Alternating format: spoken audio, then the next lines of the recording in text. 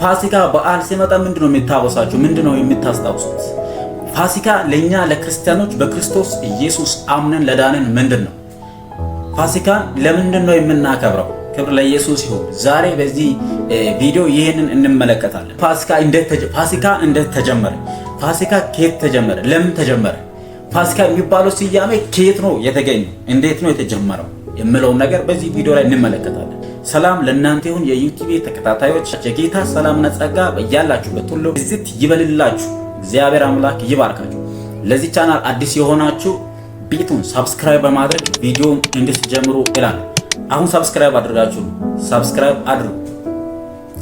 ሰብስክራይብ እንዳደረጋችሁ ተስፋ አደርጋለሁ። እግዚአብሔር ይባርካችሁ ሰብስክራይብ ያደረጋችሁ እና ዛሬ የምንመለከተው በዚህ ቪዲዮ ላይ ስለ ፋሲካ ነው። ፋሲካ ምንድነው? እንዴት ተጀመረ? የት ተጀመረ? እንግዲህ ባለፉት ቪዲዮዎች ላይ ዘፍጥረትን እያየን ነበር። በዘፍጥረት ክፍል 1 ክፍል 2 እያየን ነበር። እንግዲህ ደግሞ ዘጸአት ውስጥ ገብተናል ማለት ነው። በባለፉት ክፍሎች እንግዲህ ሕግና ወንጌል ምንድነው ልዩነታቸው፣ በሕግና በወንጌል መካከል ያለው ልዩነት ምንድነው የሚለው አይተናል። ይህንን ቪዲዮ አጋጣሚ ያላያችሁ ቻናል ውስጥ በመግባት ሕግና ወንጌል የሚለውን ማየት ትችላላችሁ። የሕግና የወንጌል ልዩነት ምንድነው፣ በመካከላቸው ያለው ልዩነት ምንድነው የሚለውን ነገር እዛ ጋር አይተናል። ዛሬ የምናየው እንግዲህ ዘጸአት ምዕራፍ 11 ላይ ያለው ክፍል ነው የምንመለከተው። እንግዲህ እዛ ክፍል ውስጥ ስለ እስራኤላውያን ከግብጽ ባርነት ከወጡ በኋላ እንግዲህ የሚገርማችሁ ነገር ስለ ፋሲካ ሲነሳ ስለ ግብጽ ዘጸአት ትዝ ይለናል። በቃ ስለ ፋሲካ ሲታሰብ ዘጸአት ትዝ ይለናል። ዘጸአት ላይ እግዚአብሔር የእስራኤልን ሕዝብ እንዴት እንዳወጣቸው ከዛ ከተጨቆኑበት፣ ከዛ ከተጨነቁበት፣ ግራ ከተጋቡት፣ ከዛ ከባርነት ሕይወት እንዴት እንዳወጣቸው እዛ ክፍል ላይ እናያለን። ሕዝቡን ነፃ ለማውጣት እግዚአብሔር ክብር ለኢየሱስ ይሁን። ሕዝቡን ነፃ ለማውጣት እግዚአብሔር የፈጸማቸው 9 መቅሰፍቶች አሉ። የሚገርማችሁ ነገር እግዚአብሔር አምላክ የእስራኤል አምላክ ሕዝቡን እስራኤልን ነፃ ለማውጣት እንግዲህ ወደ እግዚአብሔር እነሱ እንደጮሁ እናውቃለን። ወደ እግዚአብሔር ሲጮሁ እግዚአብሔር አምላክ ደግሞ ሙሴን እንዳስነሳላቸው እናውቃለን። እና እግዚአብሔር አምላክ ሙሴን ካስነሳ በኋላ ወደ ፈርዖን ፊት ሂድ ካለ በኋላ እንግዲህ እኔ ማን ነኝ? ምንድን ነኝ? ለዚህ እኔ አልመጥንም ስል እግዚአብሔር በእርሱ ስላቀደ ስራን ለመስራት በእርሱ ስላቀደ እግዚአብሔር እሱን ስላዘጋጀው እንግዲህ ከፈርዖን ከቤተ መንግስት ሙሴ ከወጣ በኋላ በአማቱ ቤት በግ እየጠበቀ ወደ 40 ዓመት እዛ ስፍራ ላይ ብዙ ነገር እግዚአብሔር እያስተማረው ነበር። በብዙ አጥቃጫ ብዙ ምሁራን እዛ በአማቱ በግ እየጠበቀ ያሳለፈውን እድሜውን አባክኗል የሚሉ ምሁራን አሉ። ነገር ግን ወገኖቼ በአንድ ሰው ህይወት ላይ እግዚአብሔር የሆነ ቦታ ላይ ሲያስቀምጠው አሁን ላይ ለምሳሌ በተለያየ ሁኔታዎች ውስጥ ልትኖሩ ትችላላችሁ። ጊዜን እያባከንኩ ነው፣ እንደዚህ በቃ ዝም ብዬ በቃ እየኖርኩኝ ነው፣ ትርጉም የሌለው ህይወት ልትሉ ትችላላችሁ። ነገር ግን በዛ ውስጥ እግዚአብሔር ስራ እየሰራ ነው። በዛ ውስጥ እናንተን እየሰራ ነው። እግዚአብሔር ለሆነ ነገር እያዘጋጃችሁ ነው። የሚገርማችሁ ነገር ሙሴ ከግብጽ ምድር የሚያወጣቸው ህዝቦች እስራኤል ህዝቦች ሲገቡ እንግዲህ 70 ከያዕቆብ ጋር የገቡ 70 እንደሆኑ እናውቃለን። ነገር ግን አሁን በጥናት እየተረጋገጠው ምንድነው ወደ 3 ሚሊዮን የሚሆን ህዝብ ነው ሙሴ ይዟቸው መጣ። እንግዲህ ይህን ህዝብ ለማውጣት እግዚአብሔር ሙሴ 40 ዓመት በአማቱ ቤት እንግዲህ በግ እየጠበቀ በተለያየ ሁኔታዎች ውስጥ አልፏል። እንግዲህ በዛ ህይወት በ40 ዓመት ውስጥ ብዙ ነገር በህይወቱ ላይ ይሆናል። ብዙ ውጣ ውረዶችን፣ ብዙ ጥያቄ፣ ብዙ ነገሮችን ግራ መጋባት ሊሆን ይችላል። በብዙ አይነት ሁኔታዎች ሊያልፍ ይችላል። በዛ ሁኔታ ውስጥ እንግዲህ ሙሴ ቤተ መንግስት ያደገ ነው። በፈርዖን ቤተ መንግስት ያደገ ሰው ነው። ነገር ግን ከዛ ወጥቶ እንግዲህ ግብፃውያንና የሱ ወገኑ እስራኤላውያን ወይ ዕብራውያን አንድ ላይ ሲጣሉ አግዞ ግብፃውን ገሎሱ ፈርዖን ሲፈልገው ምንድነው ሸሽቶ ከሄደ በኋላ እዛ የኖረበት ነው። ከዛ በፊት ግን እድሜውን ያሳለፈው ቤተ መንግስት በምቾት ያሳለፈው አስቡት። ነገር ግን በግ መጠበቅ እሱ በጣም ከባድ ነው። ከቤተ መንግስት ወጥቶ አንድ ሰው በግ ይጠብቃል ማለት በጣም ከባድ ነው። እና ያንን ህይወት ለማምጣት እግዚአብሔር እዛ ቦታ ላይ እያሰለጠነ ነው። ለምን ሲባል እሱ የሚመራው ህዝብ አለ። እንግዲህ በመሪነት መጽሐፍ ቅዱሳችን ላይ በአንደኝነት የሚመዘገበው እሱ ነው። በመሪነት ቅባት የተቀባ ሰው በቃ ታላቁ መሪ የሚባለው የእስራኤልን ህዝብ እየመራ የሚባለው ማን ነው? ከኢያሱ በፊት ሙሴ ነው። ክብር ለኢየሱስ ይሁን። እንግዲህ ይህ ከሆነ በኋላ ሙሴን እግዚአብሔር ከመረጠው በኋላ ወደ ፈርዖን ፊት ሄድ ካለው በኋላ እኔ ማን ነው ላከኝ ምን ልበል አለ። ማን ብዬ ነው መልሰው አለ። እዛን ጊዜ ያለና የነበረ ኢየሱስ ጌታ ነው። እና እግዚአብሔር በህይወታችሁ ላይ በተለያየ አቅጣጫ ሲታልፉ እግዚአብሔር እየሰራችሁ ነው። እግዚአብሔር የሆነ ነገር በእናንተ ስላቀደ ለዛ ነገር እንድትመጡ ያንን ነገር መስራት እንድትችሉ ያንን ነገር መምራት እንድትችሉ መሸከም እንድትችሉ አቅም ለእናንተ እየሰጠ እያስተማረ ነው። እንግዲህ መጽሐፍ ቅዱሳችን ላይ ዘፍጥረት ምዕራፍ 37 ጀምሮ እስከ 39 ባለው ስንመለከት እዛ ጋር ዮሴፍን እንመለከታለን። የሚገርማችሁ ነገር በአባቱ በተንከባ አባቱ በጣም የሚወደውን ታሪኩን ታውቁታላችሁ። ነገር ግን ብዙ ነገር ገጠመው። በወንድሞቹ መጣላት መጣ። ህልሙን ከመንገሩ የተነሳ መሸጥ ሆነ፣ መታሰር ሆነ። በንጉሱ ሚስት እንደገና ደግሞ በውሸት መታሰራ ብዙ ሁኔታዎችን ጉርጓድ ውስጥ መጣል በወንድሞቹ ከዛ በፊት እና ብዙ ነገሮችን ለምን ሲባል እግዚአብሔር ህልም አይቷል። በዛ ውስጥ እግዚአብሔር እያሳለፈው ነው። ምክንያቱም መንገዱን ያ ኪስ ያ ውጣ ውረድ ወደዛ የሚደርስበት መንገዱ ስለሆነ አሁንም በተለያየ ሁኔታ በተለያየ ችግር ውስጥ እያለፋችሁ ያላችሁ ሰዎች እግዚአብሔር ወደዛ ወደ ተናገራችሁ ስፍራ እየመራ ነው። እናንተ ወደዛ እየወሰደ ነው እና ደርሳችሁ ያንን ደግሞ ያንን ክብር ያን ኃላፊነት የምትሸከሙበትን አቅም ጉልበት እግዚአብሔር ለእናንተ እየሰጠ ነው ያለው፣ እያስተማረ እያስታጠቀ ነው ያለው። ስለዚህ አሁን ባላችሁበት ሁኔታ አታማሩ። ክብር ለኢየሱስ ይሁን እና እግዚአብሔር አምላክ እንግዲህ በብዙ በዘጠኝ በሚሆኑ መክሰፍቶች ነው የግብፅን ሀገር በመክሰፍት የመታው። በዘጠኝ ህዝቡን ነፃ ለማውጣት እግዚአብሔር የፈጸማቸው 9 መክሰፍቶች ናቸው በግብፃዊ ምድር ላይ የተፈጸሙ።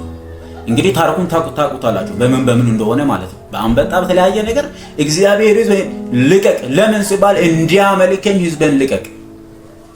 በቃ ከዚህ በኋላ በባርነት የተገዙበት ጊዜ ይበቃል፣ ዘመናት ይበቃል፣ ያለቀሱበት አንገት የደፉበት ጊዜ በቃ አሁን እና ምንድነው የሚሆነው ሲባል አሁን ልቀቃቸው። ለምን? እንዲያመልኩኝ። ክብር ለኢየሱስ ይሁን። እንዲያመልኩኝ ህዝብን ልቀቅ። በነገራችን ላይ መርሳት የሌለባችሁ ነገር እኛ የተፈጠርነው እግዚአብሔርን ልናመልክ ነው፣ ከእግዚአብሔር ጋር ህብረት ልናደርግ ነው። በባለፈው ክፍሎች ላይ ዘፍጥረት ላይ አይተናል እና እግዚአብሔርን እንድናመልክ ለእግዚአብሔር እንድንኖር ከሱ ጋር ህብረት እንድናደርግ ተደርገን ነው የተፈጠርነው። አያችሁ። ስለዚህ አሁን ህዝቤ እንዲያመልክ ነው፣ እንዲበሉ እንዲጠጡ አይደለም፣ ስጋቸውን እንዲያስደስቱ አይደለም። ልቀቅ ያለው እግዚአብሔር እኔን እንዲያመልኩኝ ነው ልቀቅ ያለው። ክብር ለኢየሱስ ይሁን። ከዛ በኋላ የሚገርማችሁ ነገር 9 መክሰፍቶች በዛ ምድር ላይ በዛ በግብፅ ምድር ላይ ሆነ። ህይወት ያላቸው ነገሮችና ተፈጥሯዊ ገጽታዎች ተጎድተዋል። እዛ ስፍራ ላይ ህይወት ያላቸው ነገሮችና ተፈጥሯዊ የሆኑ ነገሮች እስኪጎዱ ድረስ ብዙ መናወጥ ከተማው ላይ እስኪሆን ድረስ አለቅም አለ። እንግዲህ ማስታወስ ያለባችሁ የፈርዖንን ልብ ያደነደነው እግዚአብሔር ነው። ምክንያቱም እንደሆነ ሲባል ተአምራቱን እንዲመለከቱ አምላክ እሱ እንደሆነ እግዚአብሔር እሱ እንደሆነ ገዢ እሱ እንደሆነ ፈጣሪ እሱ እንደሆነ እንዲያመልኩ እግዚአብሔር ተአምራቱ የራሱን ኃያልነት ሊያሳይ ሲፈልግ የፈርዖንን ልብ ድንድን አድርጎታል።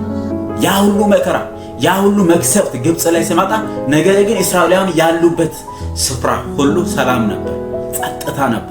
በእነሱ ስፍራ ምንም አይነት ሁከት አልነበረም። ክብር ለኢየሱስ። እግዚአብሔር ለይቶ እየመታ ነበር። ሃሌሉያ። በመጨረሻም እግዚአብሔር ሙሴን ተጠቅሞ እያንዳንዱ በት የሚገኝ በኩር ላይ የሞት ፍርድ አድርጓል። እንግዲህ ይሄ የሆነ ያለው በግብፅ ነው። በግብፅ ቤት ላይ የትኛው ቤት ላይ ያለው በኩሩ ምን እንዲሆን በሞት እንዲመታ አሁን የሞት መልአክ ሊመጣ በሞት እንዲመታ ሙሴን ተጠቅሞ እግዚአብሔር።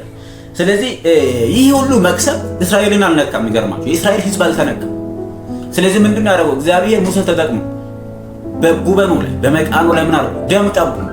ምን ለምን? የሞት መልአክ እየመጣ ነው። ከዛ ያንን ደም አይቶ ምን ያደርጋል? ያንን ደም አይቶ መልአኩን ያልፋል። ይሄ እዚህ ቤት ላይ እግዚአብሔር አለ፣ የእግዚአብሔር ጥበቃ አለ። በዚህ ቤት ላይ እነዚህ የተለዩ ናቸው፣ እነዚህ የተመረጡ ናቸው፣ የደም ምልክት አለባቸው። ስለዚህ ያ የሞት መልአክ ያይና ደሙን ያይና አልፎ ይሄዳል። ደሙ ከሌለ የባና በኩሩን ገሎ ይሄዳል ማለት ነው።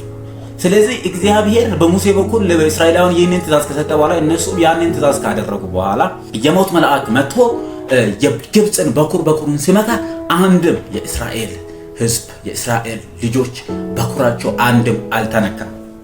ስለዚህ በመጨረሻ ምንድነው ይህ እግዚአብሔር ልዩነት በጣም አሁን በእስራኤልና በግብፅ መካከል በጣም ትልቅ ልዩነት ታየ። የሚገርመው በአንድ ሀገር ላይ የሆነ ሰፈር ላይ በጣም ከባድ ነገር የሆነ በአንዱ በኩል ምንም ሰው እየሞተ እንስሳ እየሞተ በተፈጥሮም በተለያየ ነገር ይህ ሁሉ ክስተት እየሆነ ነገር ግን እስራኤል በልዩነት የተጠበቀ ነበር። ክብር ለኢየሱስ ይሁን። አያችሁ እግዚአብሔር ለይቶ ይሄ በጣም ትልቅ ልዩነት ነው እዛ ስፍራ ላይ ተፈጠረው እና በመጨረሻም በግብጽ ምድር የነጻነታቸውን መታሰቢያ ፋሲካ አደረጉ ይላል። እዚህ ጋር ነው አሁን ፋሲካን አደረጉ። በመጨረሻ በግብጽ ምድር ላይ ነፃ ወጣ። ክርስቶስ ነፃ ወጣ። ፋሲካ በቃ ነፃ ወጣን። እግዚአብሔር ከግብጽ ባርነት ነፃ አውጥቶናል። አያችሁ በኩር ሲመቱ ሁሉ ወጡ። ስለዚህ እግዚአብሔር ነፃ አውጥቶናል። እዛ ስፍራ ላይ በመጨረሻ በግብጽ ምድር የነፃነታቸውን መታሰቢያ አደረጉ። መታሰቢያቸውን እዛ ጋር አደረጉ ማለት ነው።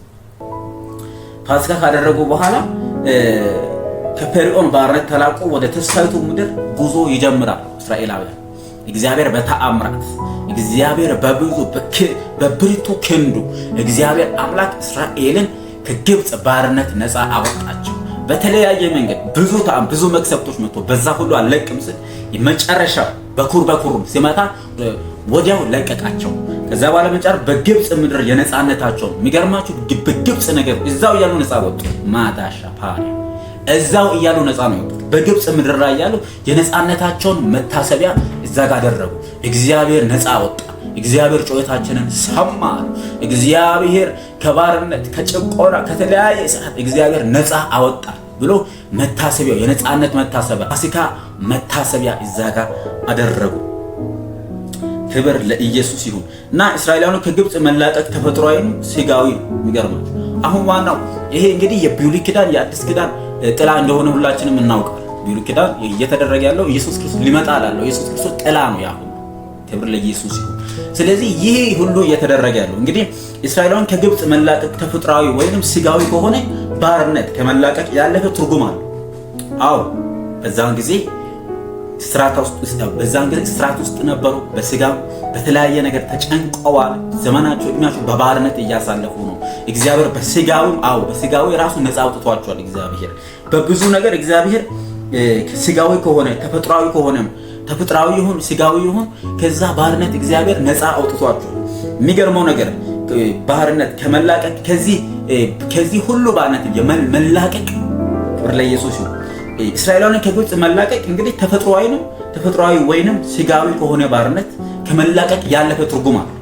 እስራኤል ከዛ ከተፈጥሯዊ ከስጋዊ ባርነት ነፃ መውጣታቸው ከዚህ ባለፈ ልዩ ታሪክ አለ፣ ልዩ ትርጉም አለ። ትርጉሙ ምንድነው ሲባል ይህም በክርስቶስ ኢየሱስ ሞትና ትንሣኤ በኩል በኃጢአት ባርነት ስር የነበሩትን የሰው ዘር ሁሉ ነፃ የማውጣትና ወደ ዘላለም መንግስት የማስገባት ወይ የማፍለስ ስራ የሚያሳይ እንግዲህ የብሉይ ኪዳን የአዲስ ኪዳን ጥላ። ክብር ለኢየሱስ ይሁን። ስለዚህ ይህ በክርስቶስ ኢየሱስ ሞትና ትንሣኤ ፋሲካችን ክርስቶስ ታርዷል።